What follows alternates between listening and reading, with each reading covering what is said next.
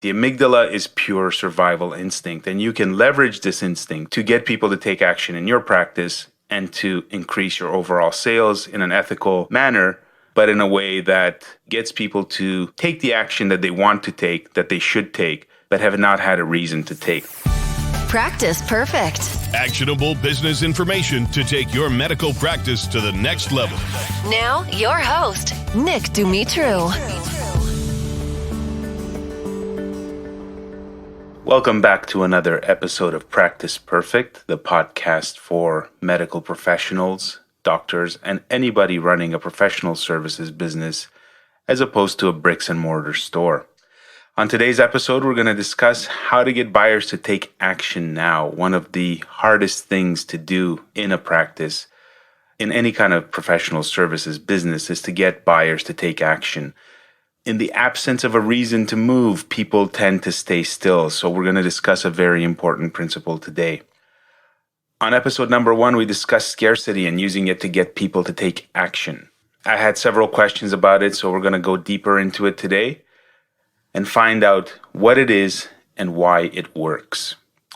Before we discuss scarcity, we first have to understand what's known as the lizard brain, or what's medically termed the amygdala. The term amygdala is a Latin term which comes from the Greek amygdala, or almond, or tonsil sometimes. It's called that because that's the shape of the brain. I'm not going to pretend to be a doctor here, but I will give anybody who's not familiar with it a quick refresher before we move forward. So the amygdala is an almond-shaped section of the nervous tissue located in the temporal or side lobe of the brain. It's really close to the brainstem located deep inside your cranium. There are usually 2 per person on each side of the brain, and they're thought to be part of the limbic system, which is responsible for emotion, survival instincts, and memory. Now, like I said, I'm not a doctor, so there is debate around that, whether that's actually the case and if it is actually part of the limbic system. I'm a marketer, and in marketing, what we know about the amygdala is what it does. And the amygdala causes people to take action because it's a deep-rooted survival mechanism of the brain. It's responsible for perception of emotions, such as anger, fear, sadness, as well as controlling aggression. So when people say that they lose it or I've lost it, that's typically what happens. It's the lower functions of the brain that take over, the higher cognitive functions get suppressed, and the survival instincts take over, and then people, quote unquote, lose it. Another function of the amygdala is to store memories for future use, and they store it in emotions. That's the interesting thing about the amygdala, is that it's not responsible for cognition. It doesn't think. It only feels. And it does that because we tend to feel before we act, before we think. And that's because we survived based on what we feel. If we got scared and ran, we survived. We passed on our genes. If we stopped and looked at the boulder coming down the mountain and thought, well, I wonder how fast that's going or what's going to happen if it hits me, squash, that person is gone. So whatever your belief system, I think we can all agree that emotion plays an important part in moving our species forward and getting our species to take action. So where am I going with this in terms of marketing and what it means for your practice? Well, once you have an understanding of the amygdala, and once you understand its function and its role in our past, in our evolution, you'll understand that the amygdala is responsible for getting people to move, for getting people to go from point A to point B, from getting them to get angry and get greedy based on their own survival. It's the number one driver of action in the human brain, far more than anything else we could do from a reasoning standpoint, far more than anything we could do from an enticement standpoint. The amygdala is pure survival instinct, and you can leverage this instinct to get people to take action in your practice and to increase your overall sales in an ethical manner, but in a way that gets people to take the action that they want to take, that they should take, but have not had a reason to take. This is sometimes known as FOMO, or the fear of missing out. And the reason that we have this is because we've been conditioned over time through our survival and things like shortages and famines, which, if you look up the word famine, is literally described as an extreme scarcity of food. So scarcity is ingrained in us. When food is scarce, we die, plain and simple.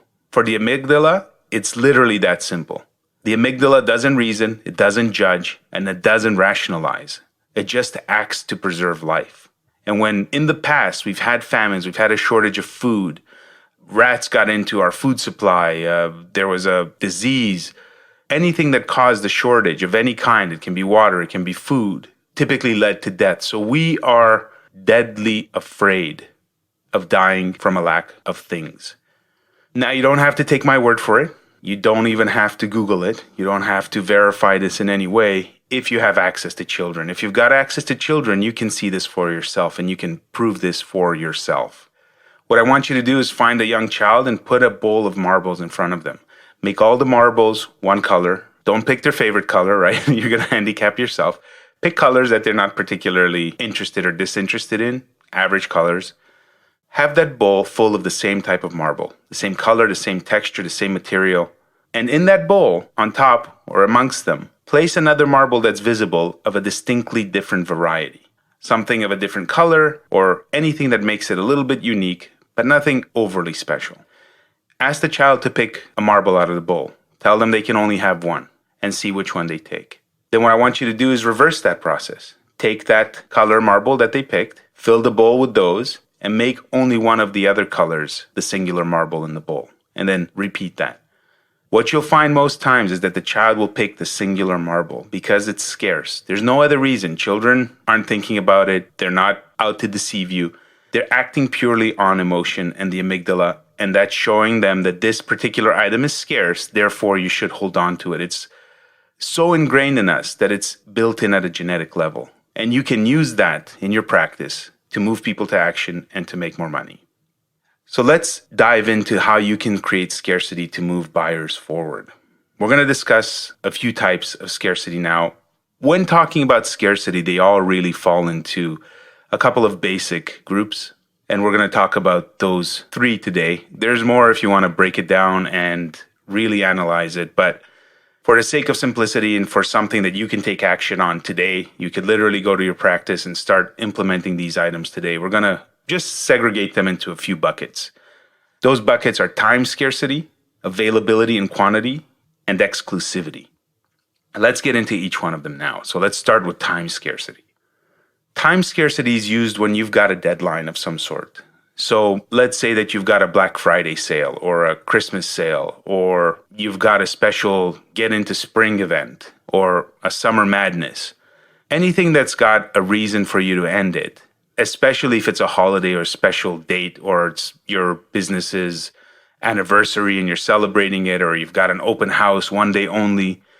Anything that you can terminate by time can create time scarcity. So if you've got a special on fillers or cool sculpting or any other kind of cream or product, and you want to offer a 2-for-1, or you want to offer a discount, or you want to offer a bonus of some sort, and then you add scarcity to it, it tends to get people to take action more than if you just offer the product and the service and the discount on its own. So time scarcity is something that you can leverage on an ongoing basis and that you can plan for ahead of time, and you can start thinking about ways to get people to take action on the date, before the date. And the interesting thing about time scarcity is that the closer the deadline comes, the more people take action. So let's say you've got a sale that you start promoting for a week. You've got 7 days. On day 1 of the sale, you'll have some sales. Day 2, 3, 4, 5 will start to pick up a bit. Day 6 and 7, and the last day, day 7, when it's going to end today at 5 o'clock or midnight, if you promote throughout that process and make sure that you promote on the last day, you will have the highest number of sales on the last day every single time. We see it over and over again in the work that we do. So time scarcity is the first form of scarcity, very powerful. I want you to think about ways that you can go back to your practice and start applying time scarcity in your offers and adding deadlines to things that you're doing, including appointment bookings, including surgical dates. Start thinking about how you can add scarcity to your entire business. The next form of scarcity we're going to talk about is availability and quantity. So you have seen these. These are things like a clearance sale, oversupply. I bought too many of this. I've only got 5 left. This can be used for gift bags. This can be used for items that you may be overstocking. This can be used for pretty much anything that you have in limited supply and you can claim that you've had a run on, or you can have a legitimate shortage of, and start using that availability and quantity scarcity in your marketing. For example, let's say that you've got a special on fillers. So if you come in and you buy 2 syringes of filler, you will get a special $600 worth of creams and products and services at your medical practice if you take advantage of this by a certain date. So what I did there is I combined 2 forms of scarcity. I combined quantity and I combined time scarcity. So what I would do in that case is I would take the gift bags and say that we've got a limited supply because our vendors have given us free gifts for our patients, but they've only given us a limited number available to the first 20 or 50 or however many people you want to limit it to, or based on what you're able to get. The first 20 people get the gift bag bonus on top of this. Call us right away. This ends tonight at midnight, right? So you can combine scarcity. That's the powerful thing about it. You can start to create it in more than one way. And that's just a quick little example that you can take back to your practice and apply right away if you want, and start moving and using those 2 forms of scarcity. The last form of scarcity I want to talk to you about today is exclusivity. So how do we create scarcity with exclusivity? You've seen this happen before. For example, with original works of art, limited prints, something that is available only to a certain number of people, VIP products, VIP memberships. Fame is a form of exclusivity. Let's say that you are going to produce a new TV commercial and you're looking for 3 outstanding patients, anybody that books their cool sculpting and gets great results in the next week. I know it takes time to get those results. I'm using it just as an example. But anyone that books within the next week and gets great results will be featured on our television commercial moving forward, or will accompany Dr. Smith on Good Morning America in July, right? Anything where you can appeal to fame and add scarcity on the back of that with exclusivity, you can do that. It's more typically used with VIP clubs, right? So if you think about a nightclub and you've got the VIP area, people want into that area, but it's only available to very exclusive people. Therefore, people actually wanted more.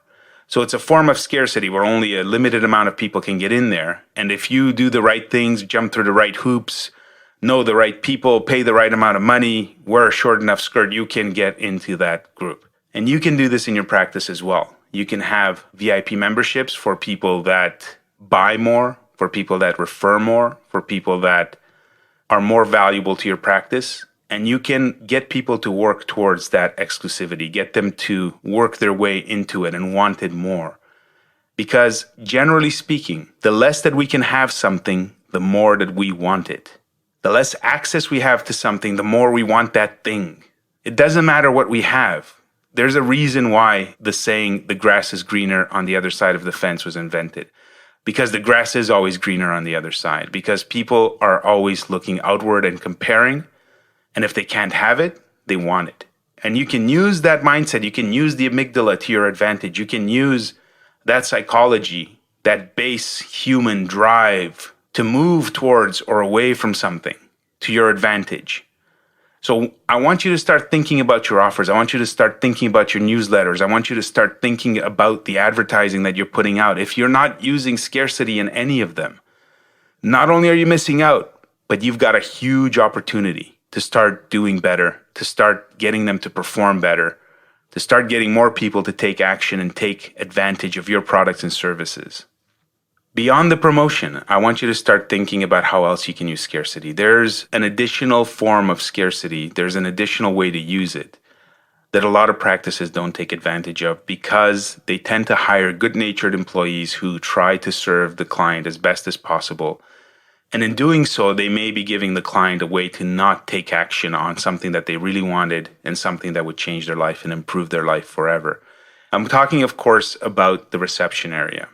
Receptionists are notorious for trying to be overly helpful when people call. They will offer you any number of spots. So yeah, sure, you can come in Friday, you can come in Tuesday, we have time Monday, we have time Wednesday, Wednesday afternoon, Wednesday morning, Tuesday afternoon, Tuesday morning, Thursday afternoon, Friday, every day of the week. They will try to accommodate that person because they're not taking advantage of the psychology. They are trying to please when they should be trying to motivate. So that's another training opportunity that you have for your staff to start teaching them about the power of scarcity, to start teaching them about why people take action. And when they offer a time, offer a limited time. I have time Wednesday morning at 10. Does that work for you? The client says no, then ask what would work for you, morning or afternoon? Based on the reply, she can then offer another single time. For anybody that doesn't fit into those time slots, and if she can't work this to her advantage, or if she had to book a person further out, start a waiting list. Tell them that you have the occasional cancellation. The doctor's very busy, but you may be able to squeeze them in. Can we put you on a waiting list? Right? So you're using scarcity in multiple ways without actually offering anything. So this is a way to use scarcity and use that psychology to your advantage without having to do any kind of promotion or sale or advertisement. I want you to start thinking about scarcity in more ways than just promotion. Now, scarcity may sound like the next best thing. It may sound like it's something that you should be using right away, and it's something that's really advantageous and you want to apply it immediately, and I hope you do. But before you do, I don't want you to stop listening to the podcast before you understand the dark side of scarcity. If you don't use scarcity correctly, you can actually harm your practice more than you help it.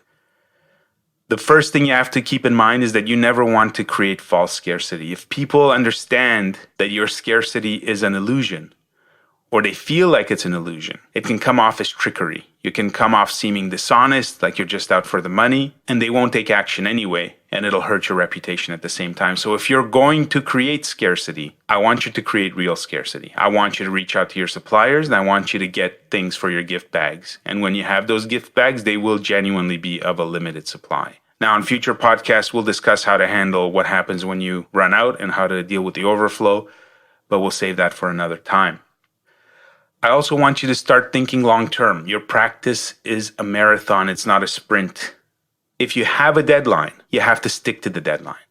Don't keep your sales and your special promotions open past the deadline. If it's a Black Friday, it ends on Black Friday. Doesn't matter how much the person calls and whines and moans and complains. You have to be firm because you're thinking long-term. You have to think long-term. And thinking long-term means training your mailing list, training your client base, take action when you've got an offer.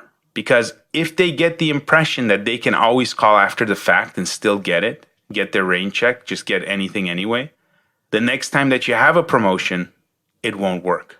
So what you have to do is you have to start thinking that what you're doing is more than just running a single promotion. You're running a promotion so that you can run future promotions long term. Get people to take action, cut off your deadline. The next time that you run your promotion, it'll be even more effective. Because people will know that if they miss out this time, they really will have missed out. So that's the second warning. I want you to be very, very careful that you're not short-sighted and you don't just go for the immediate grab of cash. You want to make sure that you're strategic with your scarcity and you employ it so that you can use it long term.